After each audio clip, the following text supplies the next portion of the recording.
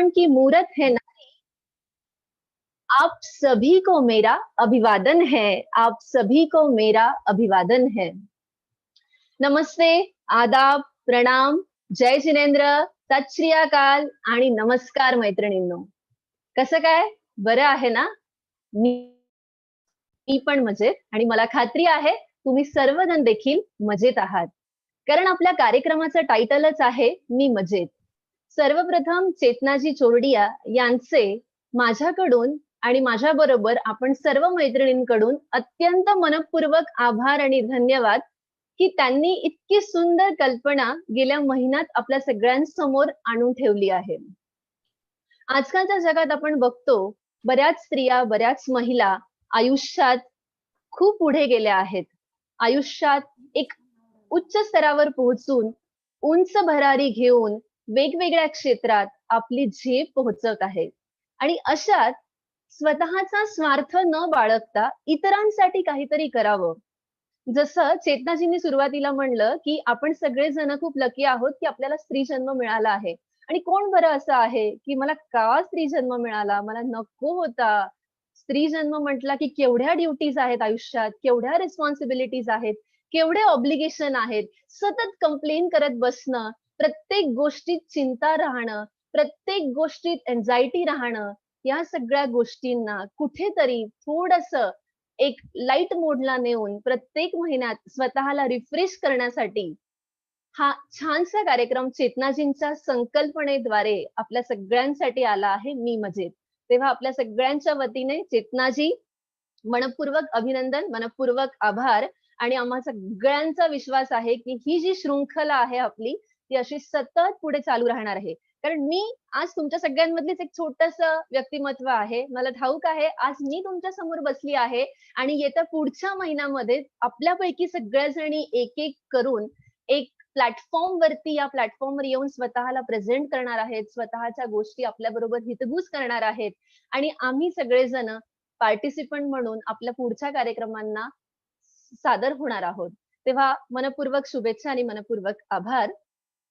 मैत्रिणींनो, कोविड-19 ने संपूर्ण विश्वावर मात केली आहे. गेल्या 1.25 वर्षापासून आपणा सर्वांच्या जीवनात अनेक चढ-उतार आले आहेत. मग ते शारीरिक असू देत, मानसिक असू देत, कौटुंबिक असू देत किंवा आर्थिक असू देत. या कोरोनाच्या कालावधीत आपण बघितलं आहे मैत्रिणींनो, आपल्या आजूबाजूच्या कित्येक लोकांना, मग ते आपल्या कुटुंबातले असोत, आपल्या समाजातले असोत, आपल्या देशातले, आपल्या राष्ट्रातले नामवंत व्यक्ती असोत, ज्यांनी कोरोनाच्या या महामारीमध्ये या जगाचा निरोप घेतला आहे. सर्वप्रथम आजचा कार्यक्रम सुरू करण्याआधी त्या सर्व आत्म्यांना मी आपल्या सगळ्यांच्या वतीने श्रद्धांजली अर्पित करू इच्छिते आणि मग आपण आजच्या आपल्या कार्यक्रमाला सुरुवात करूया. खरं तर या कोरोनाने मैत्रिणींनो आयुष्यात खूप काही गोष्टी शिकवल्या नाही? म्हणजे आपण म्हणत असतो की कईयो कोरोना आयो, कशाला आला हा कोरोना, कब जाएगा पता नहीं, कोविड-19 की वजह से सारी दुनिया को हिला रख दिया, कब जाएगा ये वायरस पता नहीं. छोटूसा वायरस है जिसने पूरे दुनिया को हिला के रख दिया. पण ही कॉइनची एक बाजू झाली. आपण म्हणतो ना मित्रांनो, सिक्के के दो पहलू होते हैं, नाण्याच्या दोन बाजू असतात. Every coin has two sides. Am I right? So what does it mean? If there are some positive points, obviously there are some negative points also. जर काही वाईट गोष्टी असेल, तर काही चांगल्या पण गोष्टी आहेत. तर या कोरोनाच्या म्हणजे मला बऱ्याचदा प्रत्येक जण विचारतात, की हो अगदी वाईट आहे कोरोना आलाय. परंतु या कोरोनाने आपल्या सगळ्यांना खूप साऱ्या गोष्टी शिकवल्या आहेत. माणसाला माणसाशी जोडायला शिकवलं आहे. आरोग्याला सांभाळायला शिकवलं आहे. कमी सुखसुविधांमध्ये देखील आयुष्याचा आनंद कसा लुटायचा असतो, हे या कोरोनाने शिकवलं आहे आणि आपल्यातील सुप्त गुणांना वाव देण्याचा संधी किंवा वाव देण्याचा चान्स देखील या कोरोनाने आपल्याला शिकवला आहे. परंतु अशातच मैत्रिणींनो, सगळ्यात महत्त्वाची गोष्ट कुठली असेल, तर ती म्हणजे आर्थिक सक्षमीकरण. आज आपण बघतो आहोत मैत्रिणींनो, जसं मी मगाशी म्हणलं, की life is uncertain. You never know what will happen. आयुष्य खरंच माहिती नाही केव्हा कुठे कुठल्या वळणावर आपल्याला नेऊन पोहोचवेल. आणि ही एक सत्य कथा है, it is a bitter truth, ये कड़वा सत्य है कि इस दुनिया से मनुष्य चला जाता है, इस दुनिया से इंसान चला जाता है, वो आदमी चला जाने के बाद किसी का किसी के बिना नहीं रुकता. हल्ली तर मैत्रिणींनो कोरोनाच्या काळात आपण बघितलं आहे की हर रोज गेल्या कित्येक महिन्यांमध्ये आपण बघितलं की प्रत्येक दिवशी दर दिवशी कोणा ना कोणाच्या मृत्यूची वार्ता आली. काल जो माणूस गेला त्याला आपण विसरून गेलो. थोडा वेळ वाईट वाटतं. अगदी असं वाटतं, की अरे इससे तो कल परसों बात हुई थी और ये आदमी दुनिया से छोड़कर चला गया. परंतु त्या माणसाला, त्या मनुष्याला आपण खूप लवकर विसरून जातो आणि आपल्या आयुष्याची गती सतत पुढे ढकलवत असतो.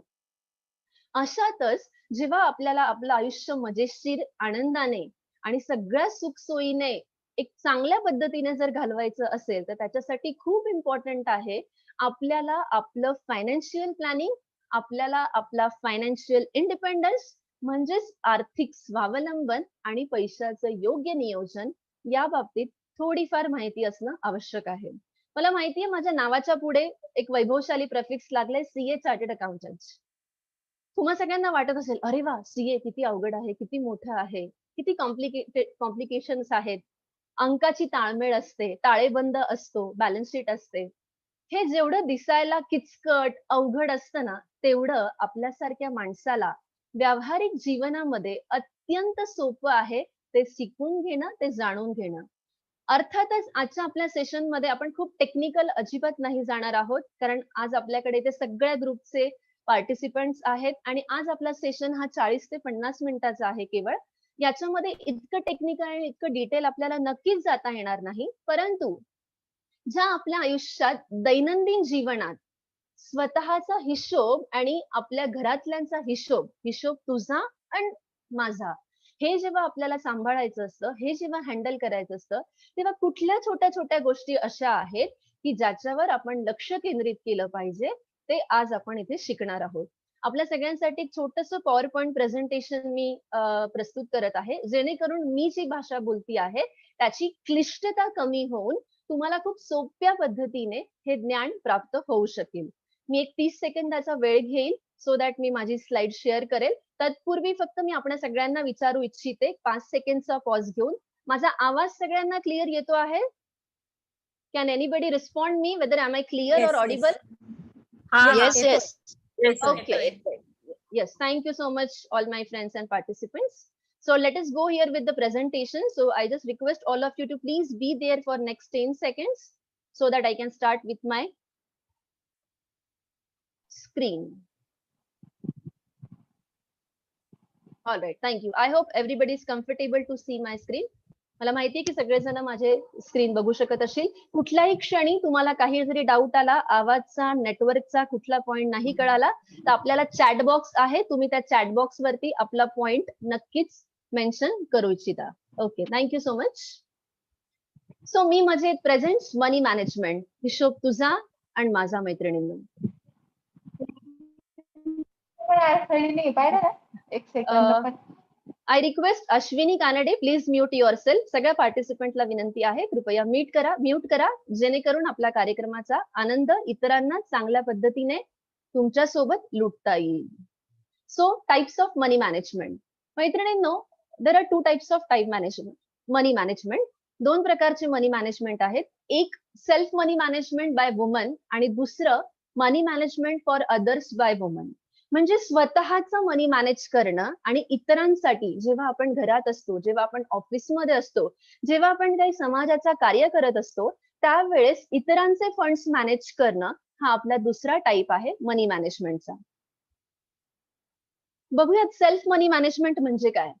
सेल्फ मनी मॅनेजमेंट मध्ये काही छोट्या गोष्टी आहेत आपल्या आयुष्यातल्या ज्या आपण अडॉप्ट केल्या पाहिजे सो दॅट आपण आपलं बजेट, आपलं प्लॅनिंग, आपलं फायनान्स योग्य पद्धतीने मॅनेज करू शकतो. आपल्यापैकी बऱ्याच जणी आहेत ज्या वर्किंग वुमन असतील. कदाचित कोणी डॉक्टर असेल, कोणी सीए असेल, कोणी इंजिनियर असेल, कोणी MBA जाऊन स्वतःचा एक चांगला बिझनेस उत्कृष्ट पद्धतीने करत असेल किंवा तुम्ही कुठल्या ना कुठल्या क्षेत्रात स्वतःला कार्यरत असाल. त्यावेळेस सगळ्यात महत्वाची गोष्ट आहे ती म्हणजे डेली एक्सपेन्सेस रिपोर्ट. मैत्रिणींनो, आपल्यापैकी ज्या लोकांना ही सवय असेल खूप चांगली गोष्ट आहे. नसेल त्यांनी आजपासून सुरू करा.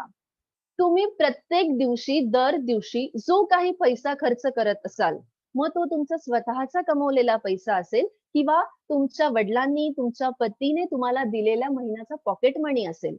तुम्ही जेव्हा पैसा खर्च करत असाल, तेव्हा त्या पैशाचा एक्सपेन्स रिपोर्ट बनवणं गरजेचं आहे. हे असं का? तर याचे 2 फायदे. पहिला फायदा असा, की डेली एक्सपेन्स रिपोर्ट जेव्हा आपण बनवतो, तेव्हा आपल्याला लक्षात येतं, की आपण कुठल्या गोष्टीवर किती खर्च करत असू. म्हणजे अगदी मी म्हणेल, की तुम्ही ₹100 चा भाजीपाला जरी घेतला किंवा अगदी तुमच्या घरी कोणी पाहुणे आले, त्यांना तुम्ही ₹500 चं पाकीट केलं किंवा अगदी तुम्ही दवाखान्यात गेला आणि दवाखान्यात हॉस्पिटल्समध्ये, मेडिकलमध्ये ओ-पी-डीचे ₹300 चार्जेस भरले. त्या प्रत्येक गोष्टीला रेकॉर्ड करायला शिका. रेकॉर्ड करा म्हणजे काय? अगदी तुम्हाला कॉम्प्युटरवर काय एक्सेल कॉपी बनवायची आहे, वर्ड फाइल बनवायची आहे, असं बिलकुल नाही. अगदी छोट्याशा डायरीत, तुमच्या छोट्याशा कच्च्या पानावर, कच्च्या वहीवर तुम्ही स्वतः जो खर्च केलेला पैसा आहे, तो कुठेतरी नोट करून ठेवा. कारण याचा फायदा असा, की तुम्हाला कळेल, की मी कुठल्या गोष्टीवर किती खर्च करत आहोत. पहिला फायदा.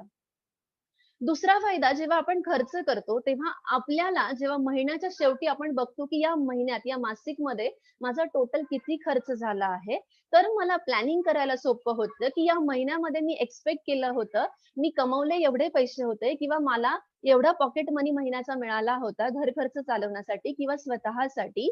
त्यावेळेस मला महिन्याला ₹10,000 खर्च मी प्लॅन केला होता. पण अरे बापरे! मला अचानक ₹15,000 लागले. म्हणजे कुठे ना कुठेतरी गणित चुकतं आहे. मी जेव्हा डेली एक्सपेन्सेस रिपोर्ट रेकॉर्ड करेल, तेव्हा प्रत्येक गोष्टी जेव्हा मायन्यूटली मी लिहीन, तेव्हा मला हे रेकॉर्ड ठेवायला लक्षात राहील, की मी कुठे खर्च केला पाहिजे आणि कुठे बचत केली पाहिजे. आणि सगळ्यात तिसरा महत्त्वाचा मजेशीर फायदा म्हणजे असा, की जेव्हा कोणी इतर आपल्याला पैसे खर्च करायला देतात, तेव्हा त्यांना जेव्हा आपल्याला महिन्याच्या शेवटी हिशोब द्यायचा असतो, ऐसे होता है ना बहुत बार, कभी अपना हस्बैंड बोलता है, कभी अपने डैड बोलते हैं, कभी अपना भाई बोलता है कि तेरे को तो महीने का इतना पॉकेट मनी दिया था, कहाँ गए ऐसे पैसे, कहाँ खर्च डाले? फिर उस मोमेंट पे हमें याद नहीं रहता कि हमने कहाँ खर्च किया। फिर हमें ढूँढना पड़ता है, अरे! मैं तो सब्जी लेने गई थी, मैंने इसको ये गिफ्ट दिया, मैंने घर के लिए ये चीज़ ली, वो चीज़ ली, ब्ला-ब्ला चीज़ें ली।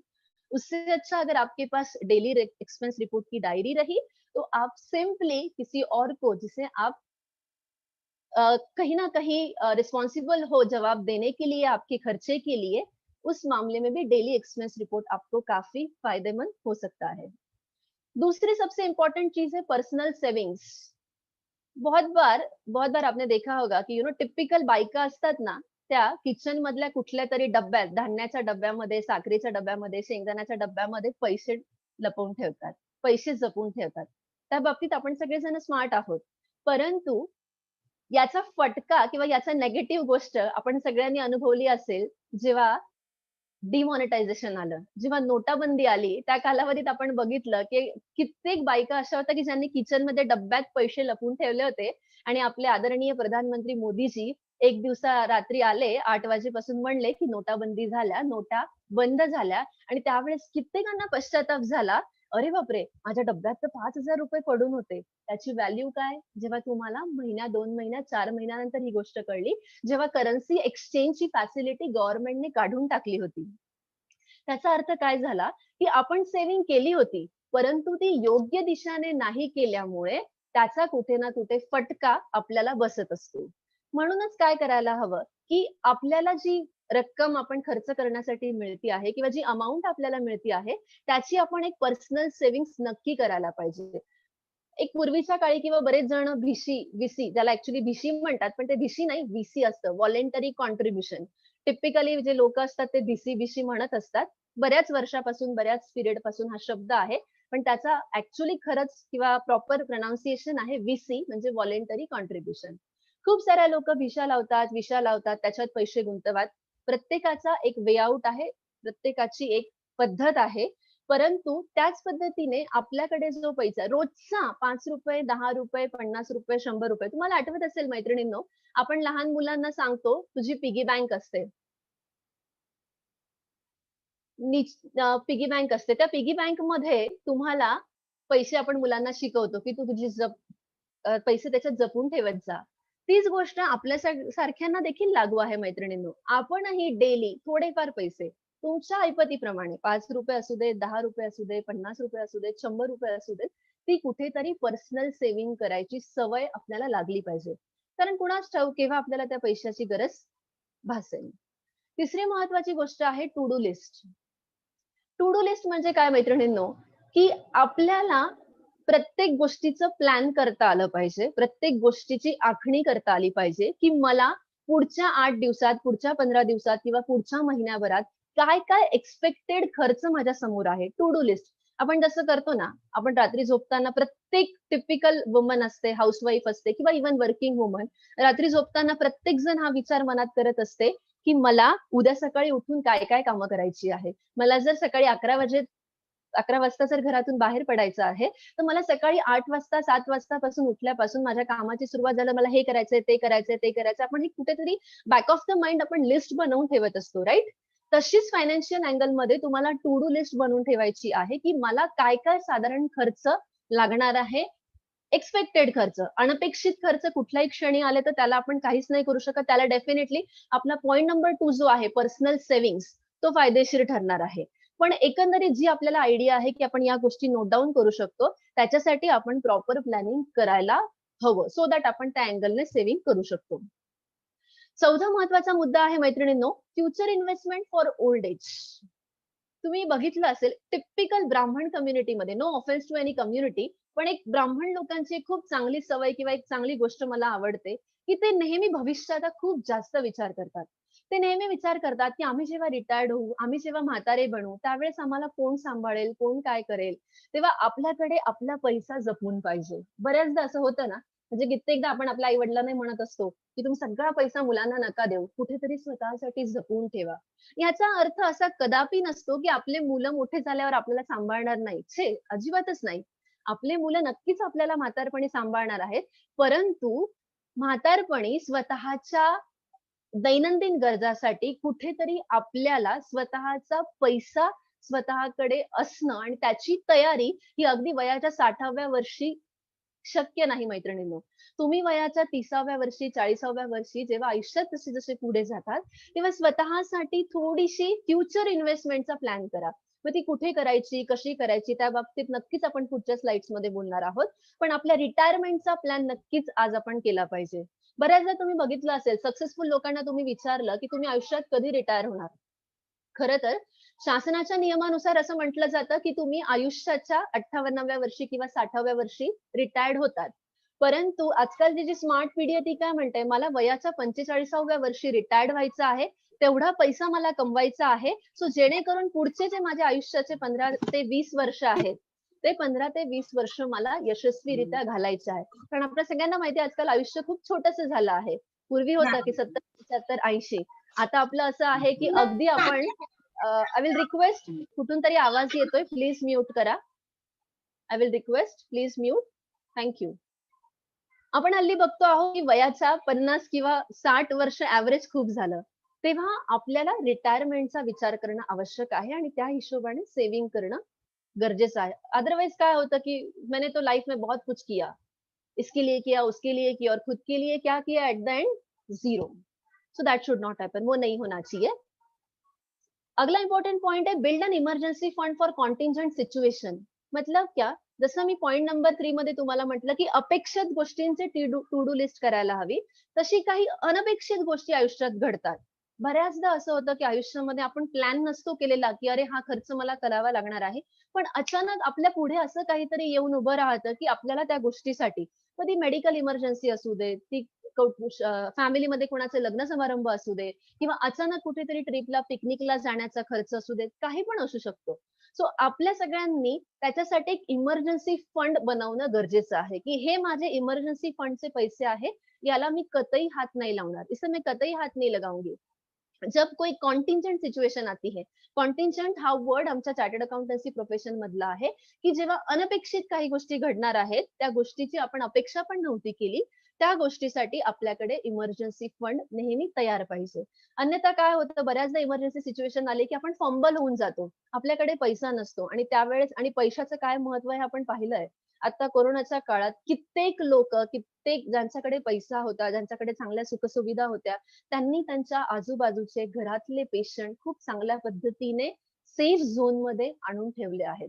गरिबांकडे पैसा नव्हता, त्यांच्याकडे हॉस्पिटलायझेशन नव्हते, त्यांनी विचार केला नव्हता आम्हाला कोरोना होईल. शेवटी ते आपल्याला सोडून निघून गेले. तेव्हा अशा जेव्हा इमर्जंट सिच्युएशन्स येतात, त्या सिच्युएशन मध्ये तुमच्याकडे इमर्जन्सी फंड असणं गरजेचं आहे. नेक्स्ट इम्पॉर्टंट पॉइंट आहे, take help of professional if required. या अशा मी आज तुम्हाला बेसिक छोट्या-छोट्या गोष्टी सांगते, अगदी सोप्या आहे. याच्यासाठी अजिबात गरजेचं नाहीये, की तुम्ही कॉमर्स फील्डमध्ये असायला हवे, तुम्ही ग्रॅज्युएशन केलेलं असायला हवे, तुम्ही बी-कॉम असायला हवे, एम-कॉम असायला हवे किंवा सी-ए, एम-बी-ए असायला हवे. अजिबात नाही. परंतु काही अशा टेक्निकल गोष्टी असतात, ज्या गोष्टींसाठी कदाचित आपल्याला प्रोफेशनल्सची गरज असू शकते. मग तुम्ही तुमच्या सी-एची मदत घेऊ शकता, तुम्ही एम-बी-ए मध्ये, तुमच्या बिझनेसमध्ये ज्याला एक बिझनेसचं चांगलं नॉलेज आहे, त्यांची हेल्प घेऊ शकतात. तो जेव्हा तुम्हाला असं वाटतं, की माझ्याकडे एक पैसा आहे, पण मी तो कुठे गुंतवावा किंवा मी कसा पैसा सेव्ह करावा. सो व्हेनेव्हर यू फील, तुम्ही तुमच्या प्रोफेशनलची नक्कीच मदत घेऊ शकतात आणि योग्य वेळेला ती मदत घ्यायला हवी. Last important point is add nomination.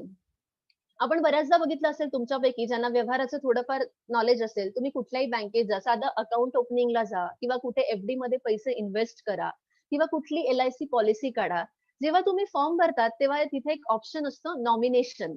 तुम्ही कोणाला नॉमिनी बनवू इच्छितात. म्हणजे समजा मी या जगातून निघून गेले किंवा मला काही झालं, तर माझा जो पैसा आहे तो कोणाला मिळाला पाहिजे. तर बरेच लोक आहे, की आता यांना अवेअरनेस आला आहे, परंतु तरी नकळत काही गोष्टी अशा असतात, की आपण नॉमिनेशन ऍड करत नाही. You know friends, being a chartered accountant recently गेल्या 7 ते 8 महिन्यात आमच्याकडे इतक्या केसेस आल्या, आमच्याकडे इतके क्लायंट्स आले, की ज्या क्लायंट्सची कोणाचे हसबंड एक्सपायर झाले, कोणाचा मुलगा एक्सपायर झाला, कोणाचे वडील एक्सपायर झाले, ते या जगाला सोडून गेले. परंतु त्याच्यानंतर कुणाला काही ठाऊकच नाही, की त्या माणसाकडे किती पैसा आहे. ना त्याने काही नोटिंग करून ठेवलंय किंवा कुठे डायरी मेंटेन करून ठेवली आहे किंवा कुठे डिटेल्स लिहून ठेवले आहेत किंवा कोणाला नॉमिनेशन ऍड केलं नाहीये. सो माणूस गेला, पैसा तर इथेच ठेवला. कोणी पैसा बरोबर घेऊन नाही जात. परंतु त्या पैशाचा योग्य वेळी योग्य पद्धतीने विनियोग आपल्या नंतरच्या लोकांना व्हायला पाहिजे. त्यासाठी नॉमिनेशन कन्सेप्ट आहे. त्याच्या बाबतीत महिला म्हणून थोडंफार नॉलेज आपण आपल्या हसबंड कडून, आपण आपल्या वडिलांकडून, आपण आपल्या भावा-बहिणींकडून नक्कीच घ्यायला पाहिजे. सो दॅट आपण आपला स्वतःचा जो पैसा आहे तो योग्य पद्धतीने मॅनेज करू शकतो. आता आपण बढूया आपल्या पुढच्या स्लाइडकडे. तोपर्यंत मी सगळ्यांना विचारू इच्छिते, की माझा आवाज येतोय? कोणीतरी मला रिस्पॉन्स करू शकेल? एम आय आवाज क्लिअर? येतोय मॅडम. हा Yes. येतोय. ओके. हा. Thank you so much. आता आपण दुसरा पॉइंट जो होता, की मनी मॅनेजमेंट फॉर अदर्स म्हणजे इतरांसाठी. जसं मी म्हणलं, की तुम्ही या इमेजमध्ये बघत असाल, की राइट साइडला एक लेडी आहे, जी वर्क प्लेसला आहे. कुठेतरी ऑफिसमध्ये काम करती आहे. मग तुम्ही बिझनेस करा, प्रोफेशन करा किंवा काही पण करा किंवा क्लासेस घ्या. त्या केसमध्ये तुम्ही जेव्हा इतरांचे फंड्स मॅनेज करता, तेव्हा मॅनेजमेंट ऑफ फंड्स. बऱ्याचदा असं होतं, की तुम्ही अकाउंट्स आणि फायनान्स सेक्टरमध्ये असेल, तर मी जे पॉइंट सांगते ते अगदी तुम्हाला माहिती आहे. परंतु जेव्हा आपण अकाउंट्स आणि फायनान्स सेक्टरमध्ये नसतो, जसं आपल्यापैकी बरेच जण डॉक्टर आहेत, कोणी मेडिकल फील्डशी रिलेटेड आहे, तेव्हा ते फक्त त्यांचं काम करतात. पण तरी देखील आपण जेव्हा वर्क प्लेसला काम करतो, तेव्हा मॅनेजमेंट ऑफ फंड्स